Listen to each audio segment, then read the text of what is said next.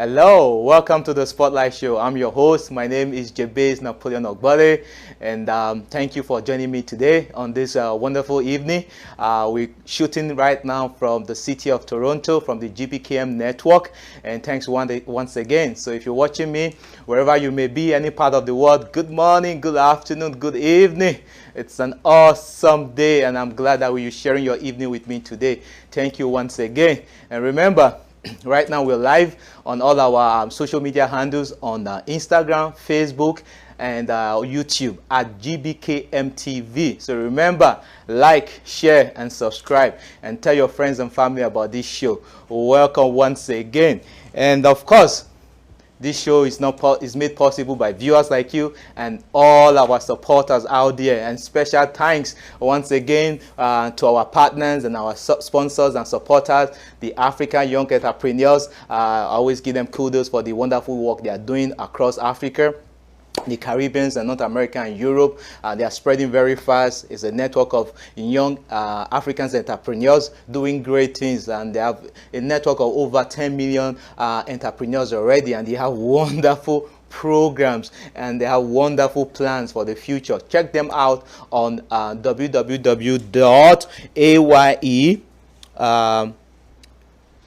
online.org. My apologies, www.ayeonline.org. And of course, our other wonderful sponsor from Canada here, Imani's Place, is a shelter. It's black-led for women who are victims of domestic violence, human trafficking, sex trafficking, etc. They have wonderful programs, and very soon I'm going to be sharing some of the wonderful initiatives that they are taking on within the community. So if you know any sister out there, any mother out there who is a victim of any of these circumstances, or who is homeless, having issues, be it illegal, immigration, whatever, reach out to them. They have a lot of resources to help. And of course, Pan-African Arts, Culture and Trade Institute, wonderful organization. Check them out, www.paacati.org, pakati.org. Yes, I'm so excited today, and sorry for those mispronunciations. But today is a wonderful day. Like I always say, this show is about me and you, discussing topics of interest affecting, people of color, people of African descent, wherever you may be across the globe, topics that affect us, especially migrants in the diaspora. Today is no different. Today we are going to take a wonderful journey, you and I. What is my topic of discussion today? My topic for discussion today is called, importance of empathy. I'm not here to preach. I'm not here to motivate. I'm only here to empower. Empathy is very important in this day and age. Why do I say that? The ability to understand and share the feelings of others. Have you watched the news recently? So much chaos and commotion happening across the globe. So much injustice. And we begin to wonder, humanity has evolved so much. Technologically we've advanced. Then why all this unnecessary challenges still? But that is the beauty of human nature. That is the beauty of freedom of speech. That is the beauty of freedom of choice. So today we're going to talk about the importance of that. And you're going to be wondering, you understand, what has empathy got to do with empowerment? It's very important, and that's why we're going to take a journey today. All right, across the globe, killings of unarmed black youth, people of color, has become something that has continued to reoccur in the United States of America. It is worrying, and people are beginning to discuss this and looking for ways to actually put an end to all these issues. And that's why even as we struggle with the negative impact of COVID-19, restrictions on travel in many countries, inability to socialize, to have festivals in the park, to have trade shows, to have music festivals and all that, because now there's restrictions. Even with the job losses and the business closure, yet again we begin to see issues that's really not supposed to be happening in this time and this age. I want to give kudos to everyone out there fighting for injustice in the system, whatever country you may be, whether you're in North America, you're in Africa, you're in Europe, Middle East, Asia. Kudos, because it is a lot of work, you understand, because the society we enjoy today was made possible by the sacrifice of many. And that's why today I'm going to take us on a journey, and we're going to take a look, a deep look into all these police killings and brutality across the globe. Why and what is the solution towards that? So guys, Recently, you saw the boycott. Yes, for the lovers of basketball, hockey, you see what happened in the NBA, and I want to say special thanks. You know, whoever may be watching, if you're a fan, if you're a player in the hockey league or NBA in North America, you know, it's high time. You know, we begin to take a stand, and whatever position of power you may find yourself, it's very important that you speak out. You understand? Because if you don't speak out, then definitely you're part of the problem. That, in my opinion. So thanks to all those young athletes, you understand, who decide to lose some money, not to play, and make their voice heard, because it's just important. I always tell people, there's power in numbers. You know, you need to take advantage of that. All right, guys, what do you think about the boycott and all this? You know, trending news about police killings, you know, some of these injustices. What I don't like about all these trends is the, you know, politicization of all these matters. I don't think anyone should take these kind of matters and use this for political gains. I just think we need a solution. Okay, so right, but I'm not going to take away, you know, the experience you have on this show, which is, you know, providing data and insights so you can make informed decision, you know, talking about opportunities out there for people of African descent, you know, across the globe, you know, migrants across the world. Spotlight Show is a program we discuss issues across the world that affect people of African descent in diaspora. We share information and data from research so that we're able to make informed decisions, you know. But I wanted us to quickly look at this issue because, you know, it's become a, you know, dinner table discussion, and it affects, you know, people within the African community a lot, you understand, because it's very, very painful when you see some of these things happening, because, I mean, these are human beings that police are just shooting for no reason,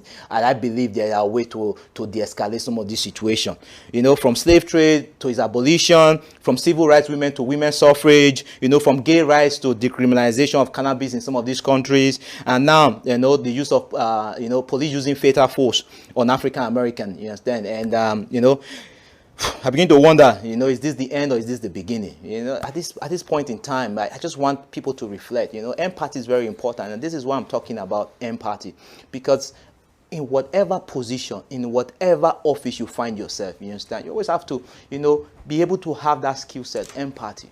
Because that way you are able to make better decisions, you understand, that improves, you know, your life and the lives of others within your community, you know. So as we people of African descent, you know, as if we don't have enough problems, a lot of us left the continent and the Caribbean islands, you know, to come to Europe or North America seeking better opportunities, and we don't want to be faced with this kind of discrimination. It's very, very, very uncomfortable, you know, and please, you know, for politicians out there, many of my viewers, I know, you know, some of you are politicians, some of you are in the police force, some of you have brothers, sisters, parents, you know, who are politicians or in the police force.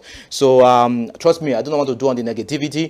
I'm always here to provide solutions, and that's why I want to talk about this and end this problem if we truly want to end it. Okay, so guys, I'm going to brighten up your day, and so we're going to go into this topic today about this use of fatal force. Let's take a journey and understand how did this start, and you know, what are the issues and challenges, and how do we go back. And before we go there, you know, there's a data on the screen right now, and we're just focusing on America. Why are we focusing on America? Because America prides itself as the leaders of the free world, you understand, a country that uses democracy. But before we go there, you know, we try to get data to look at, you know, America obviously, you know, is a civilized nation, and you know, this is a CNN report, and this CNN report actually shed some light into police training. Different cities on the screen right now, you see in North Carolina, police officers are mandated to have 620 hours of training. When compared to the same city in North Carolina, a licensed barber, you know, actually needs double of those hours, more than double of those hours, and you begin to wonder why in North Carolina. In California, the same thing. Police officers look at the hours that they require to be trained and licensed. In comparison to a cosmetologist, it's almost double.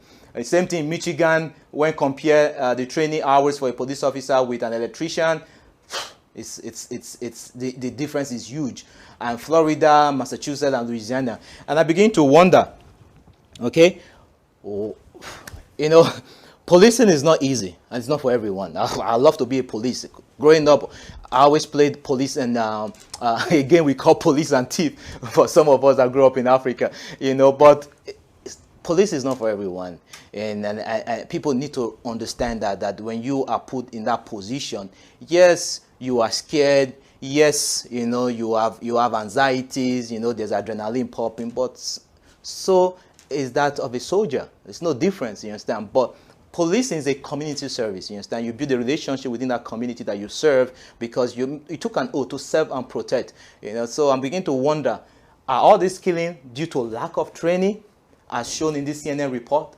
I personally don't think so, because there are deeper issues, within the community and the police force that result in the use of fatal force. And guys, I did some further research and I found this. They say when the police, I'm going to read this, when the police believe a suspect could harm or kill them, the suspect, they are usually trained to fire as many gunshots as it takes to bring down that suspect. Officers use deadly force on a suspect they perceive to be an imminent threat of death or bodily harm to the officers or others. In training, police are told to use force until that person no longer presents a threat. I was a bit surprised when I read this. It's actually law. If police suspect that their life is in danger, they have the right to empty their bullet on that particular threat. It's amazing. But further, legally, the number of shots officers fire often does not matter. Wow. Once they believe you are a threat, the number of shots that they discharge doesn't matter. That's under the Fourth Amendment. Now I'm talking about America. Under the Fourth Amendment, officers must have had a reason to believe the suspect they fired on was a threat or could kill them or cause great bodily harm. The court determines whether the officer was reasonable in making that assessment, not whether the number of shots fired was reasonable. Wow. Wow. Guys, we need to educate ourselves, honestly speaking. Some of these laws are really, really, really not in the best interest of mankind. Further, in America and in most parts of the world, officers are trained in use of force than almost any other skill. Wow. Use of force is one of the most important skills that they learn than any other skill. Okay? They often don't receive as much training in physical apprehension or empty hand techniques that could prevent the loss of lives. Wow, police are actually trained to take lives as opposed to the opposite.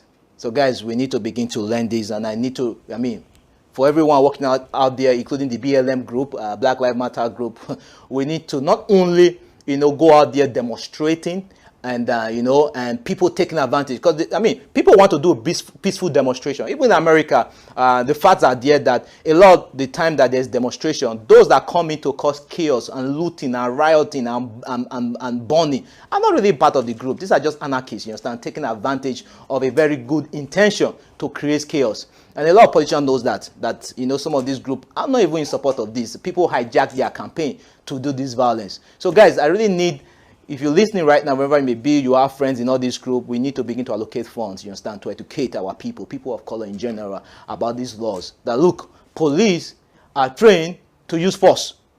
Okay? So when you have an interaction with cop, until the law is changed, when you have an interaction with a police officer, you need to remain calm. You understand? Don't provoke them. Because when it goes to court, the judge is not, like the law said, the judge is not looking at how many bullets were discharged. You understand? They are looking at the cop have reasonable evidence or proof that their life was at risk. And that's all that matters, guys. And it's wow, it's amazing. So let's begin to educate ourselves. Let's tell our brothers and sisters that, look, yes, growing up, they say police is your friend. Police are still your friend, you understand? In every organization, there's good, the bad, and the ugly. And let's don't take that, 1% or, whatever number of percentage of those few bad ones, you understand, to categorize the entire police force, whether in America, in Europe, in Africa, Middle East, or any part of the world. So guys, you see that this is real. So let's take a look further and be able to understand, how these laws affect us. Because, like I said, I'm not a fan of, taking this matter into using it as a political weapon against any opponent, like what's happening in America right now. We need to take issues, you understand. Some of these individuals are already in, some of these people are senators, they're in Congress, you understand, they're chiefs of police, mayors and governors. Guys, you can do something. Okay, so I'm going to take you on a quick journey, and I want to show you some of these issues, you understand. And before we go further, as you can see on my screen, we're not going to zoom in there right now. This is something from an organization. I'm going to take you on a journey there. In the United States, for example, federal governments tried to track the number of people killed in interaction with the U.S. police. And in doing so, there's been a law that was passed not too long ago, Death in Custody Reporting Act. That was passed in the United States, which means anytime there's a death in police custody, they need to be able to record that and have that data. Well, some of these were not funded, and some of these laws have not been effective. I actually found out that some of the top crime data experts in Washington determined that they could not properly count how many Americans die each year at the hands of police, so they stopped. So I'm wondering, is there a reason? Because, I mean, come on, in the 21st century, you cannot tell me it's very hard, because every occurrence is reported. These police officers, I mean, we know who they are, the station know who they are, the same thing with their firearms. So if you're able to, you know, look at COVID-19, it was tracked perfectly. Even the economy is being tracked perfectly. So I'm just wondering, why is it so hard to collect data of some of these killings that happened, you know, during police interaction? Well, that's the issue. What we found out is that police department are supposed to report deaths, but many police departments do not follow these rules because there's no reporting system in place for data collection, and there are no consequences for failing to report these numbers. So as a result, even though there's a law to track this, nothing's happening. And it's quite discouraging. And I believe for those of you watching, this is an industry that needs to be disrupted.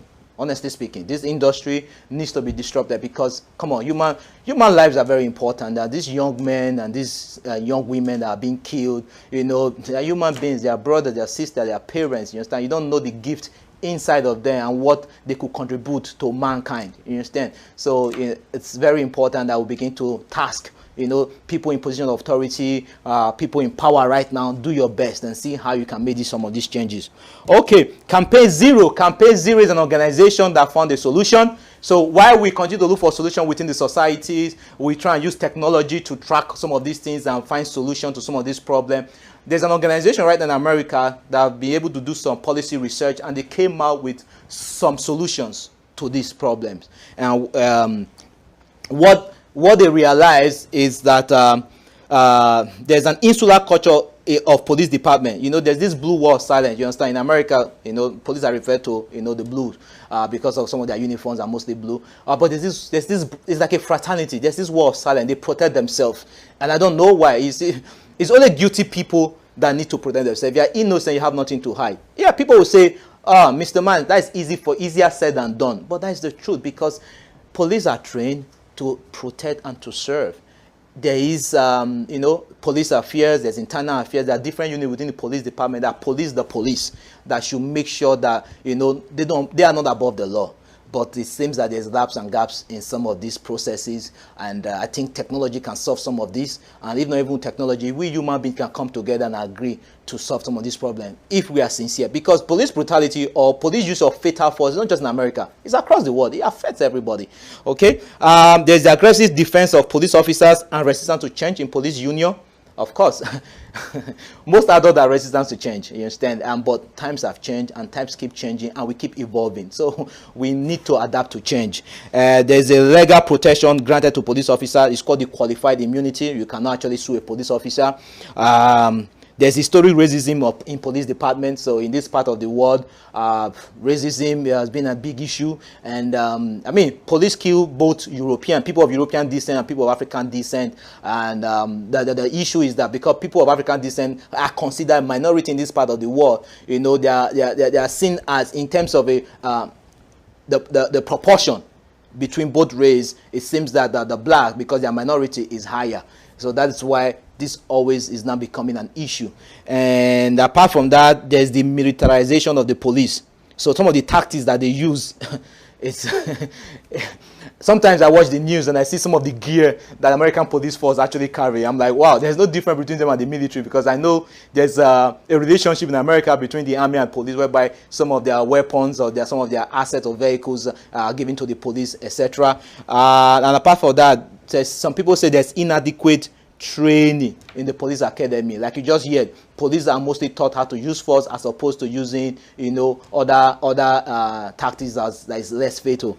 And psychology of possessing absolute power. Some people believe that some police see themselves as above the law. and in their interaction with people, they showed such they have such belief, and people get really worried and have these unnecessary interactions with police that get escalated, and you know, there's this just misunderstanding between police officer and a civilian, because some of these police officers see themselves as absolute authority, and as a result you must do what I say, as you know. So guys, some of the solutions that this image, so let's go to that Camp Zero email. We're going to zoom in, and you see some of these 10 policies that they've brought about. So what they are doing is that they advocate for police reform, offer specific suggestions to combat police brutality, such as body cameras, civilian review board, improve police training, demilitarization of police force, and legislation aimed at reducing brutality, such as the Justice in Police Act of 2020, where some people are advocating to defund the police. They call for full or partial diversion of funds allocated to police department, which will be redirected towards community and social services. I mean, there are some people who advocate for dismantling the police. They call for police department to be dismantled and rebuilt from the ground up, as done by some European countries.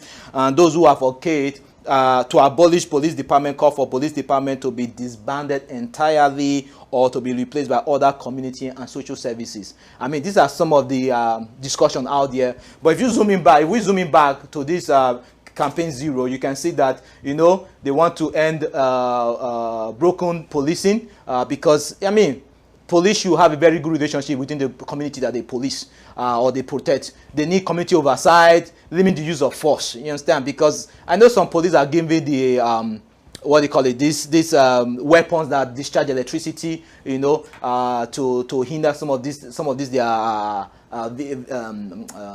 victims or people they are trying to arrest. You know, so there's so many options out there that can actually reduce or erase the need for fatal force in policing. I mean, I'm an immigrant myself in Canada, so and I came from England, and England is a good example.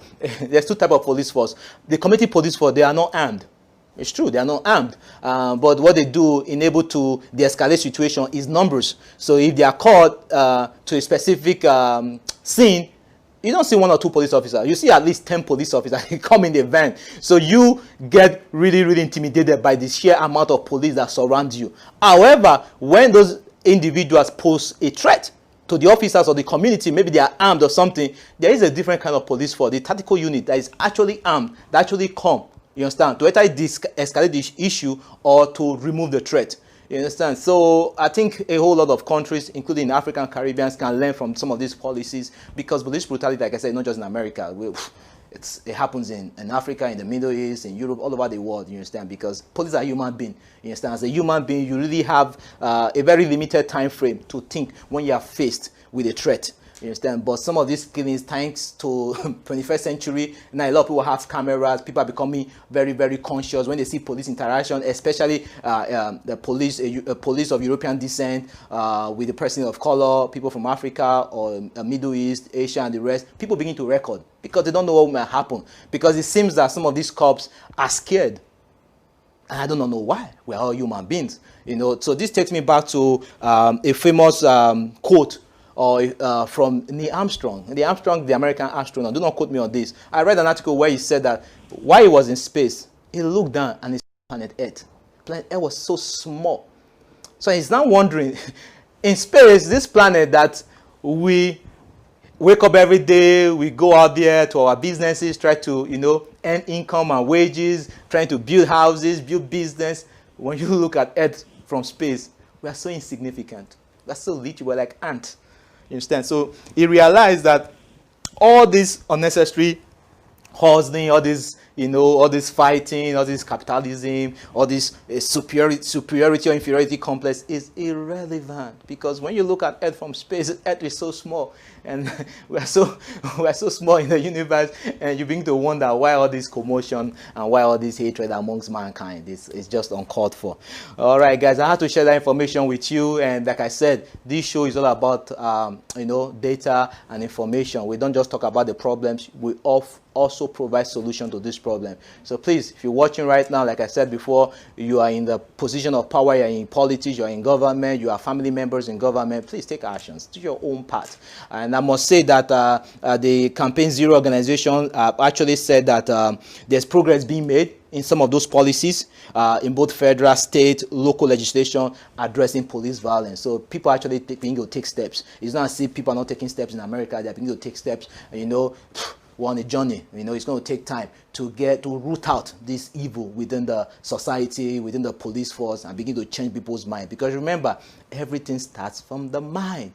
We need to consciously renew our mind. And that's why I call the topic of this show empathy. If I'm a police officer, obviously I'll be scared for my life because I'm trying, somebody broke the law, or I suspect this person of breaking the law, and I'm trying to ascertain if this is the case. And if I feel threatened, obviously, as a police officer, I'm going to the shooting range every time to discharge my weapon, you know, to begin to train and all that. There's this adrenaline, and people that get used to handling weapons all the time, it's very easy for them to pull the trigger because it's like what? It's 5 pound squeeze and boom, you know, you end somebody's life. But you know, we need to begin to put ourselves in the position of empathy to be able to de-escalate. Or perhaps if the police force is not able to do that, maybe training needs to be done, because I already heard now that certain 911 calls, depending on the situation, they may have to send a mental health specialist as well, because some of these cops are not trained on mental health. Guys, mental health is a big issue in the society.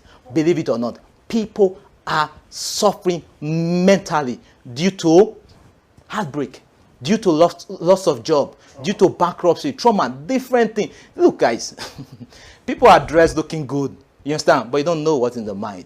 So this is what I want, you know, police and all of us to think. Have empathy. Try and see if this person was, if I was this person, okay? Or if this was my brother, would I take this action? Would I take this step? You understand? So be your brother's keeper, regardless of color of the skin, regardless of place of birth, regardless of height, your religious affiliation, sexual orientation. It's all irrelevant. Because at the end of the day, we come and we go. Okay, guys? So, like I said, this is not a motivational talk. I'm just here to empower. And I've done that by showing some of these things that we can do. You know, let police begin to wear body cameras, you know, involve mental health. Because you need social services also in the police force. Honestly speaking, community policing is not easy. Okay? Trying to eradicate police force, in my personal opinion, I don't think that is wise, because there are some dangerous civilians within the community who just want to create chaos and harm. And we need a police force or police service. Let me correct myself. A police service. I'm not a fan of the word police force. Police service that can actually be called to de-escalate or remove such a threat. Just like the fire service is very important. If the house is a building is on fire, you don't want civilians carrying bucket of water. You need professionals who are trained, you understand, in this particular scenario, have the necessary skill set to be able to neutralize such threat or such fire. Same thing with police force. So I'm not in support of eradicating the police force. I just need they need to be, you know, reformed. That's the word. They need to begin to show empathy as well. It's very hard, honestly speaking. Even myself, it took me a long time to actually understand empathy, and ever since then, I try to take that in every decisions I make. Okay, guys. All right, enough of that. Good news, guys. All right, like I said, this show is being broadcast live from Canada, and I have very good news for those of us here in Canada. See, I pride myself. I'm a Canadian. I'm an immigrant. I'm a Canadian. I'm a citizen of Canada, and I pride myself on this country. I love Canada a lot. You understand? Something recently happened. You know, there's a new policy from Immigration Canada that allows visitors to apply for work permit without leaving the country. Okay? So I do not have an immigration consultant here today, but I can share some information to that. So what's happening is that if you have been in Canada prior to August 24th, because this thing just revised policy just came out August 25, a few days ago. So if you have been in Canada prior to August 24th, I'm not talking about people that just entered Canada now. No. Prior to August 24, you'll be in Canada as a visitor. You'll not be able to go back because of many countries lock their airspace and they don't allow international travel, and you'll be here. And you want to work. Okay? You have a specific skill set, and you also have an employment offer from a company. You can apply for a work permit without leaving the country. That is just amazing. That's just amazing, because some people will say, oh, they look at the negative side and say, oh, government is desperate to use migrants to fill frontline positions. No. honestly speaking, if I was a visitor and I like this country, I want to work, I have to go back to my country of origin, get my necessary document and apply. It takes a long time. But government knows that to build an economy, you need the best brain. Okay? There's a popular saying, Rome wasn't built a day. Same thing, an economy is not built a day. You need people, you understand, that can, initiate that process of development with the necessary skill set and information. They've seen that because of the impact of COVID-19. So, I mean, the government they didn't even hide the intent of this particular policy change. Okay, so the government provided this temporary public policy to benefit employers in Canada who continue to face difficulties finding the workers they need, as well as the temporary residents who would like to contribute their labor and skills to Canada's recovery from the COVID-19 pandemic. I mean, a lot of countries, come on, right now we see in a lot of countries xenophobia, America is trying to build up walls. People are so scared of migrants now. People are saying, no, we don't want, come on guys, we are all migrants, whether you like it or not. If we go back, if we take the course of history and try to find out, we see that we're all migrants, you understand? From different civilization, we begin to roam this planet, you understand? And once in a while, we find ourselves in a specific location and we decide to stay there and we grow family, grow a village, a community, and a country. We're all migrants, truthfully speaking.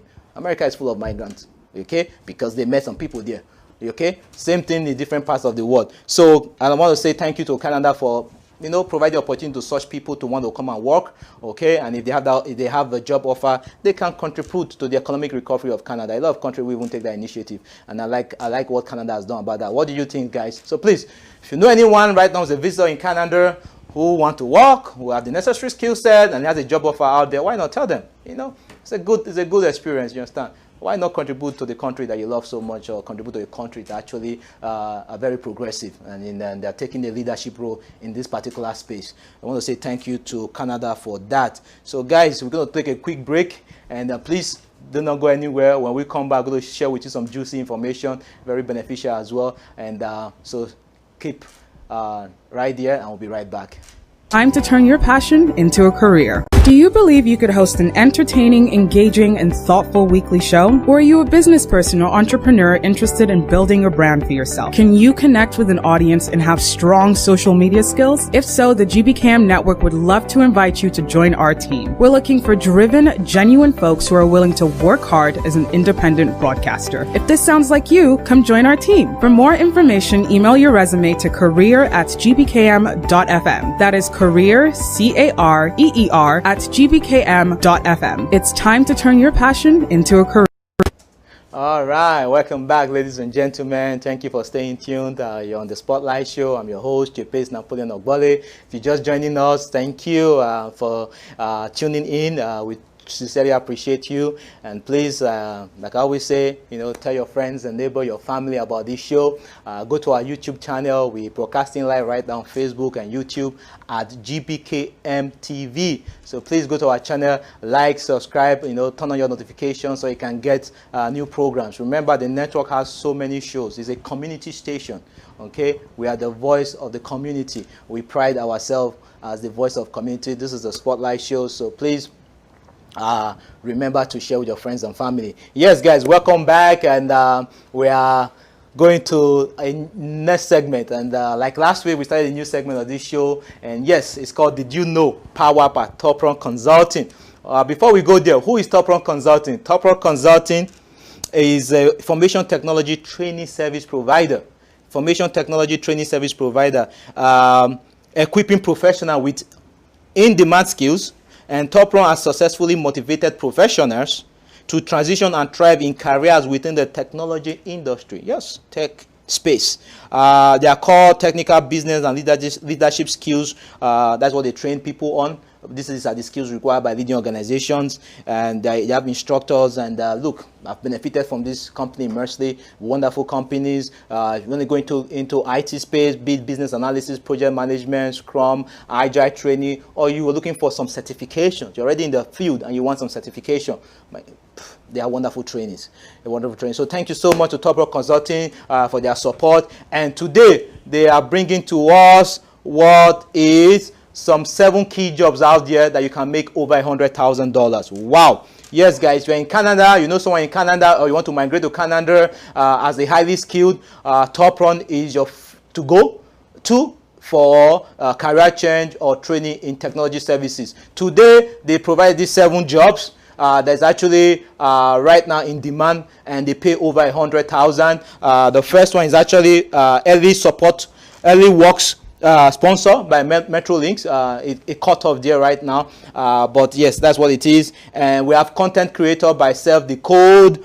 We have library branch manager by the City of Mississauga, experimental learning manager by Ryerson University, automotive sales consultant by Nissan, and real estate agent. A real estate agent is being required by a company called Real Estate Bay Reality, and obviously inside sales agent by another wonderful company called Simply Green.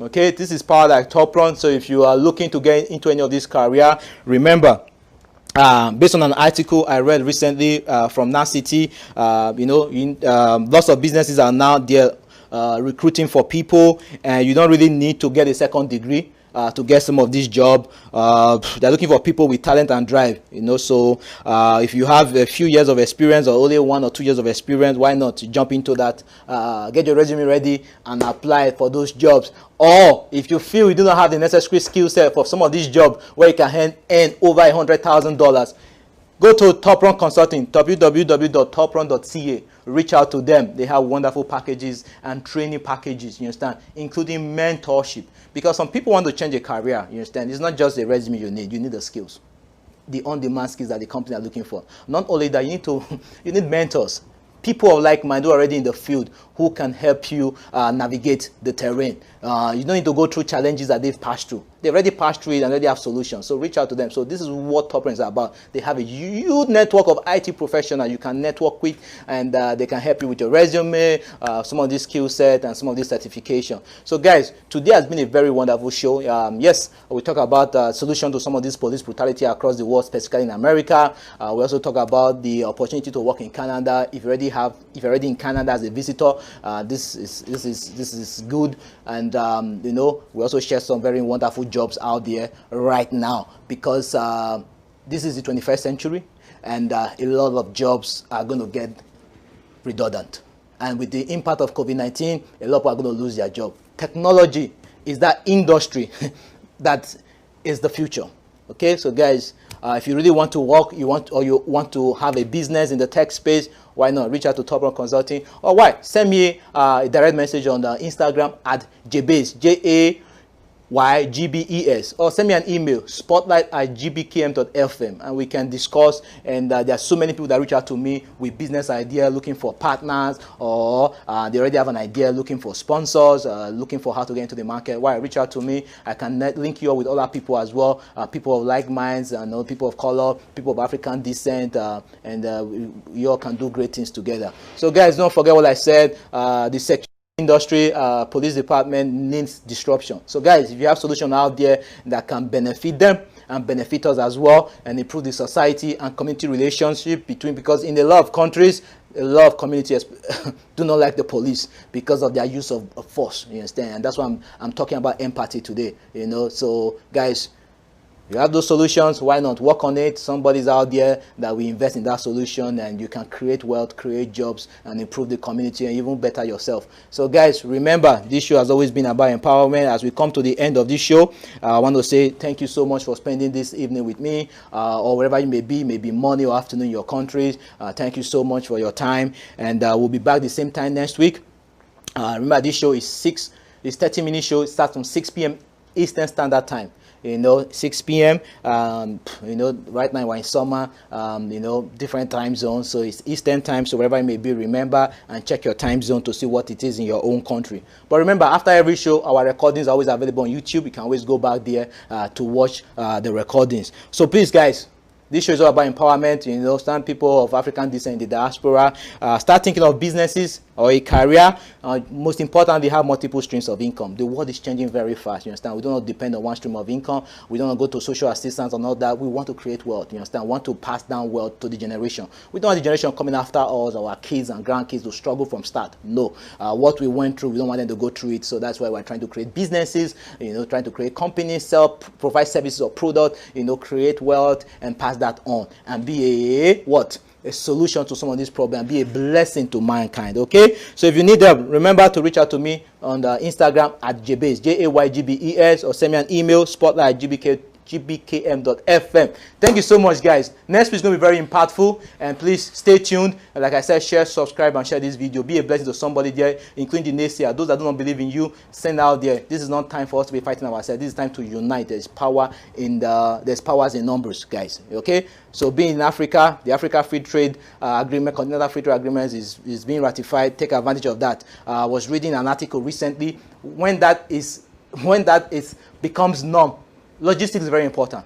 Moving goods and services across that continent, you understand, look into that industry, because I'm looking into it as well. If you have some solution you want to share, you're looking for partners, reach out to me. You know, logistics is going to be very important. I have to move goods and services to get across countries, because free trade now. You can move, I could be in Sao Tome, the island of Sao Tome, or I could be in Tanzania, and I have customers across the globe. You understand? You know, I can supply my goods or services to. It's beautiful. Same thing in Caribbean. You understand? Same thing across the world. So guys, let's take advantage.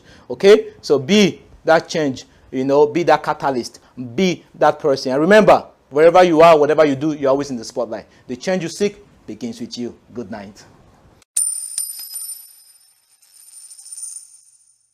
Do you know who you are? What is your name? Sometimes you wonder why and wonder how. Don't be alone. Just stay calm, cause even if you choose or not to. My child, recite the words of this ancient mythology. The wisdom I disperse in this verse, no apology. Memorize to keep you from evil theology. For you, the darker hue, you denied your equality. See, for generations we perpetrated psychology. Divide and conquer each other, really lynch policy. You cannot build each other up, how will you build economy?